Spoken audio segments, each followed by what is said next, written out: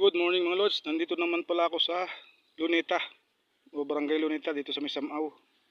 Mamimingwit na naman ako ng haruan. Ito yung ating pain, 5 grams pang haruan daw. Tignan natin kung makahuli. So yun mga lods, ito yung ating huli, isang haruan na malaki. Ayan, good size mga lods. Tignan natin siya dyan. So mga lods, magtatapak na naman tayo.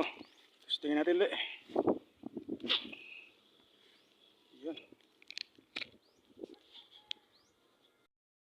Uwi na tayo. Tanghali na, magluluto pa ako ng aking pananghalian.